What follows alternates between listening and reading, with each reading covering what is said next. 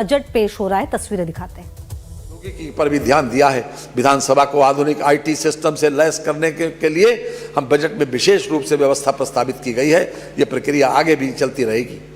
प्रदेश में को artificial intelligence के क्षेत्र में एक हब के रूप में विकसित करने हेतु आर्टिफिशियल इंटेलिजेंस सिटी की स्थापना तथा साइबर सिक्योरिटी में टेक्नोलॉजी रिसर्च ट्रांसलेशन पार्क की स्थापना की नई योजना बजट में सम्मिलित की गई है।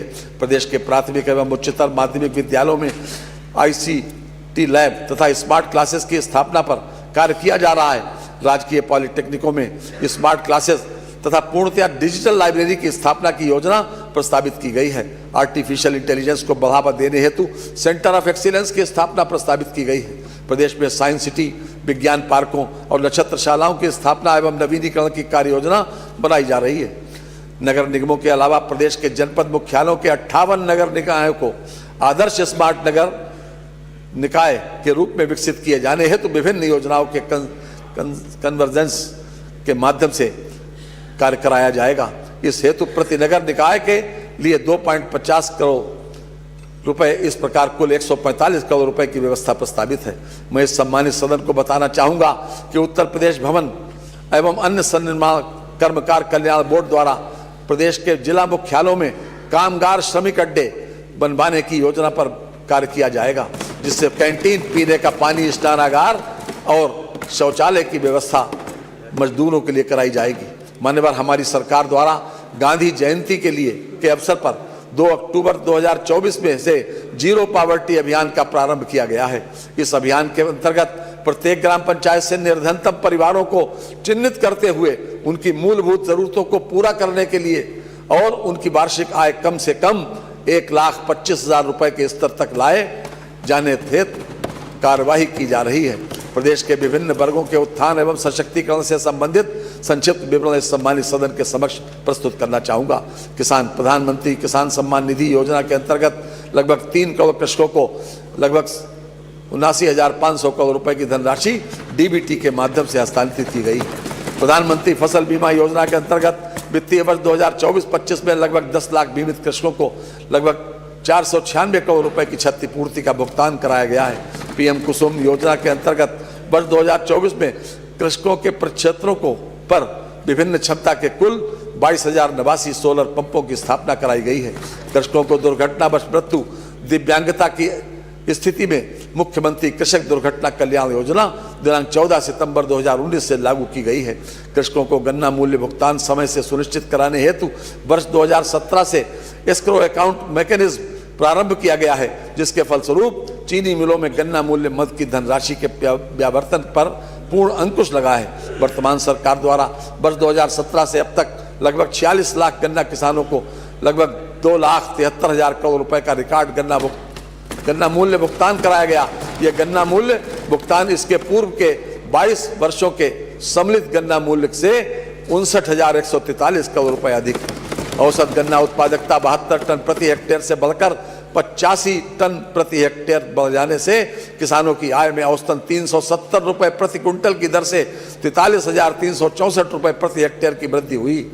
इसके लिए शोध संस्थानों के वैज्ञानिक, छात्र तथा हमारे परिश्रमी किसान भाई बधाई के पात्र हैं। महिला एवं बाल विकास उत्तर प्रदेश राज्य ग्रामीण आजीविका मिशन के अंतर्गत ग्रामीण क्षेत्रों में 96 लाख से अधिक परिवारों की महिलाओं को आच्छादित किया गया है।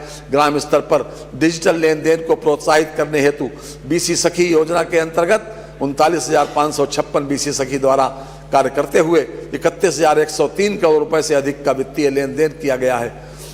84.38 करोड़ रुपए का लाभांश अर्जित किया गया।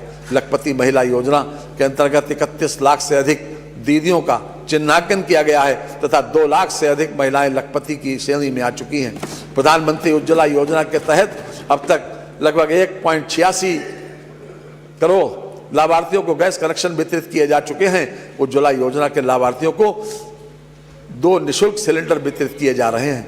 उत्तर प्रदेश में महिला स्वामित्व वाली प्रोड्यूसर कंपनियों के गठन हेतु महिला सामर्थ्य योजना संचालित है। बालिका शिक्षा को बढ़ावा देने हेतु सह शिक्षा की व्यवस्था के साथ साथ बालिका छात्रावास का निर्माण, बालिकाओं का सशक्तिकरण, मीना मंच, आत्मरक्षा प्रशिक्षण एवं संवेदीकरण आदि गतिविधियों का क्रियान्वयन किया जा रहा है। उच्च शिक्षा प्राप्त कर रही मेधावी को पात्रता के आधार पर स्कूटी प्रदान किए जाने की योजना लाई जा रही है। ये मेधावी छात्राओं के लिए युवा स्वामी विवेकानंद युवा सशक्तिकरण योजना के अंतर्गत 49.86 लाख स्मार्टफोन टैबलेट वितरित किए जा चुके हैं। वित्तीय वर्ष 25-26 में इस योजना के तहत टैबलेट उपलब्ध कराए जाएंगे। प्रतियोगी छात्रों को अपने घर के समीप ही कोचिंग की सुविधा उपलब्ध कराने के उद्देश्य से राज्य सरकार द्वारा प्रदेश के सभी जनपदों में मुख्यमंत्री अभ्युदय योजना का संचालन किया जा रहा है। प्रधानमंत्री शिक्षुता प्रोत्साहन योजना के अंतर्गत वर्ष सत्र 2024-25 में 54,833 अभ्यर्थियों को शिक्षुता प्रशिक्षण हेतु योजित किया गया है। यह अप्रेंटिस की विशेष योजना है।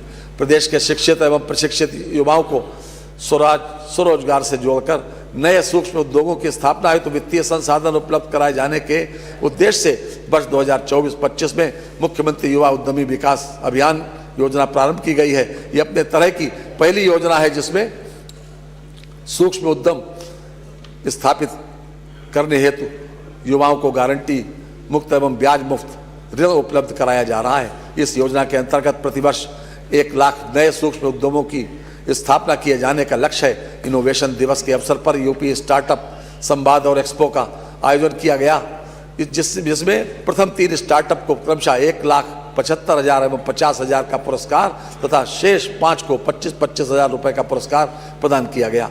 प्रदेश में युवाओं को नवाचार से जोड़ने के लिए इनोवेशन फंड की स्थापना पर कार्य किया जा रहा है, जिससे प्रदेश में स्टार्टअप इकोसिस्टम विकसित हो सकेगा।